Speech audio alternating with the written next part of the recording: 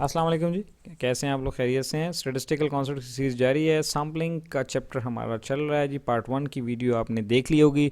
अगर नहीं देखी तो पहले वो देख लीजिए, क्योंकि उसमें हमने सैम्पलिंग की बेसिक्स डिस्कस की हैं कि इसमें बेसिक्स क्या होती हैं, जो कॉन्सेप्ट्स हैं, population, parameter, sampling, statistic, element वगैरह, ठीक है ना। और आज इस वीडियो में हम बात करेंगे जी probability versus non probability sampling, या जिसको random versus non random sampling भी कहते हैं, कि ये क्या हैं, ये कहाँ पे हम यूज़ कर सकते हैं, उन किन सिचुएशन में we should go for probability sampling and in which situation we should go for the non probability sampling. Similarly we will also discuss कि इसके एडवांटेजेस क्या हैं प्रोबेबिलिटी सैम्पलिंग के, और नॉन प्रोबेबिलिटी सैम्पलिंग के एडवांटेजेस एंड डिसएडवांटेजेस क्या हैं। ठीक है जी। So are you ready guys? Okay, so let's begin. What is probability sampling? Probability sampling is a sampling process in which every element of the population has a known non-zero probability of selection. क्या मतलब है इसका? मतलब ये है कि ऐसा तरीका है सैम्पलिंग, यानी सैम्पल सेलेक्ट करने का वो तरीका कि जिसमें हर एलिमेंट का, अब देखें एलिमेंट हमने पिछली वीडियो में एक्सप्लेन कर दिया था, ठीक है ना। हर एलिमेंट का जो सिलेक्शन का चांस है वो इक्वल है।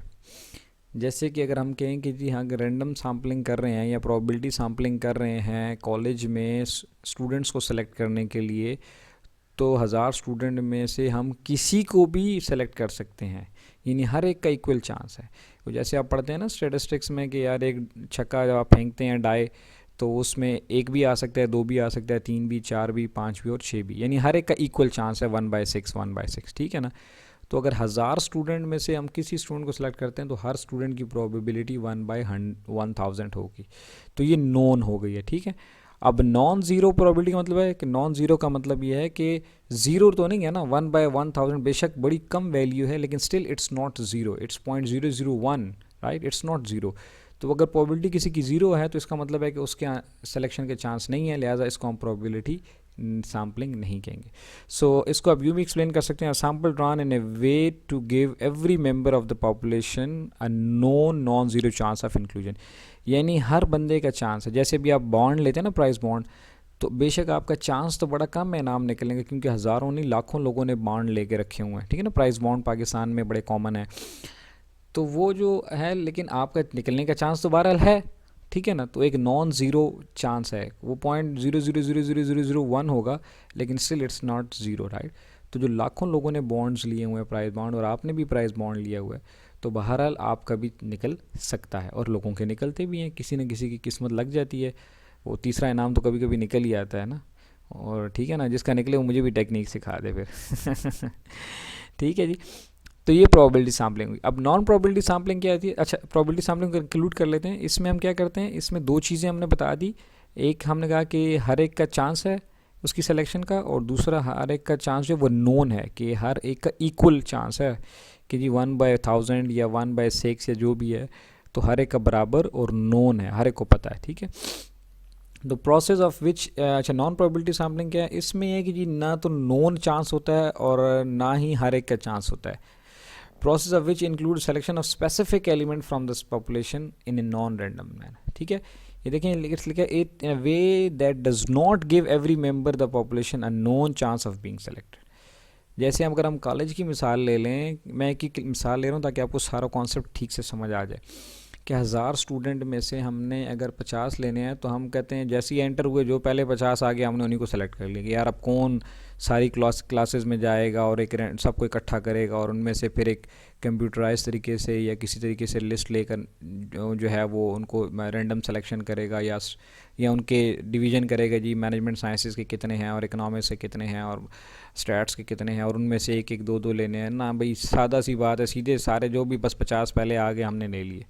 तो अब वो सब का नोन चांस नहीं था, ठीक है। जो कोई पीछे बैठा हुआ था या कोई क्लास में था उसका पता ही नहीं लगा। तो वो क्या हुआ कि ये हमने नॉन प्रोबेबिलिटी सैम्पलिंग कर दी। तो नॉन प्रोबेबिलिटी सैम्पलिंग को कोई इतना अच्छा नहीं समझा जाता, क्योंकि इसमें पर जो रिसर्चर होता है उसकी अपनी जजमेंट बहुत होती है, कि जो उसको अच्छा लगता है उससे सैम्पल उसी से डाटा कलेक्ट कर लेता है। जैसे आया ना इधर कोई आपके मोहल्ले में किसी स्टैटिस्टिक के डिपार्टमेंट से आपको भेजा गया गवर्नमेंट के, कि जी जाके आप फ़लाँ गांव का डेटा कलेक्ट करें, तो वो क्या करते हैं, जाके नंबरदार से मिल के या किसी भी एक चौधरी खान से मिल के वहीं से डेटा कलेक्ट करके वापस आ जाता है। तो बाकी लोगों से तो उसने पूछा ही नहीं, तो बाकियों की सिलेक्शन जो है वो ना तो नोन चांस था, ना उनकी जो है वो इंक्लूजन हुई सैम्पलिंग के अंदर। तो बस उन्हें जाके किसी से भी जब या जो भी गांव का बंदा मिला उसने उससे पूछ लिया कि छोड़ो जी अब इस इलाके में कौन जाएगा। तो इसको हम कहते हैं नॉन प्रोबेबिलिटी सैम्पलिंग, ठीक है। तो probability sampling are usually more representative than the non probability sampling. तो नॉर्मली इसीलिए प्रोबेबिलिटी सैम्पलिंग को अच्छा समझा जाता है। अभी हम इसके एडवांटेजेस की जब बात करेंगे तो आप वहाँ पे इसको देख भी लेंगे। प्रोबेबिलिटी सैम्पलिंग एडवांटेजेस क्या हैं जी? The absence of systematic error and sampling bias नहीं होती। क्यों नहीं होती? जैसे मैंने आपको बता दिया कि इसमें तो हर एक किसी का भी जो है, जैसे मैंने कहा प्राइस बॉन्ड की हमने बात की, तो किसी का भी निकल सकता है। लेकिन अगर नॉन प्रोबेबिलिटी सैम्पलिंग होती तो फिर ये होता कि जिस पे दिल चाह रहा है उसका नाम निकाल दो और जिस पे दिल नहीं चाह रहा उसका नाम ना निकालो, ठीक है ना। तो बायस आ सकता था उसमें।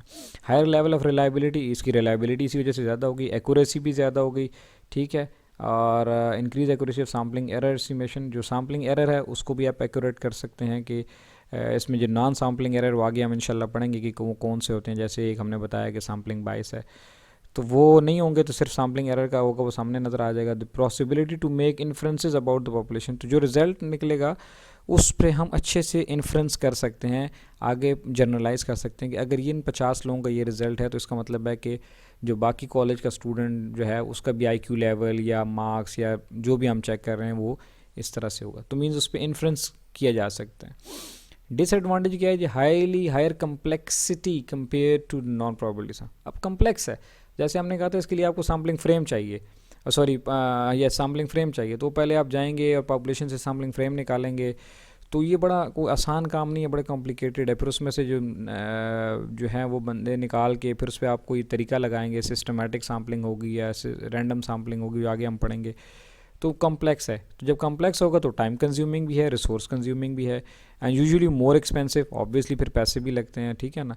जब आप एक्यूरेट डेटा ही लेना चाह रहे हैं तो फिर एक एक को सबको अथेंटिकेटेड लिस्ट निकाल के और फिर उस पर इक्वल चांस के बंदे निकालना और उनसे रिजल्ट लेना, तो वो थोड़ा मुश्किल काम भी है, लेकिन बहरहाल इसको ज़्यादा रिलायबल समझा जाता है। नॉन प्रोबेबिलिटी सैम्पलिंग में क्या है जी? आसान है, कॉस्ट इफेक्टिव है, टाइम इफेक्टिव है। कैसे? जैसे मैंने कहा कि जी हमने किसी गांव से डेटा कलेक्ट करना था, बस कोई एक बंदा मिल गया, हमने उससे पूछा जी अच्छा जी गांव के लोग कैसे हैं, खुशहाल हैं, बदहाल हैं, या जो भी हम पूछना चाह रहे थे, यहाँ पे कौन कौन सी फसलें होती हैं जी, फ़लाँ फ़लाँ फ़लाँ फसल होती है, कोई भी डेटा ले रहे थे, बस उसी एक बंदे से पूछा और बस हमने कर दिया। तो टाइम इफेक्टिव भी हो गया, कॉस्ट इफेक्टिव भी हो गया।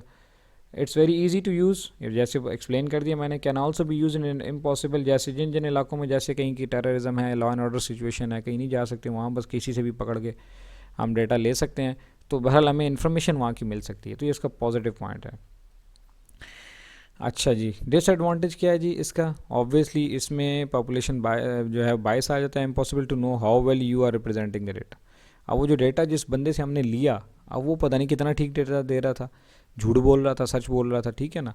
And you can't calculate confidence interval and margin errors, ये अब हम आगे एक्सप्लेन करेंगे कॉन्फिडेंस इंटरवल में और मार्जिन ऑफ एरर क्या है।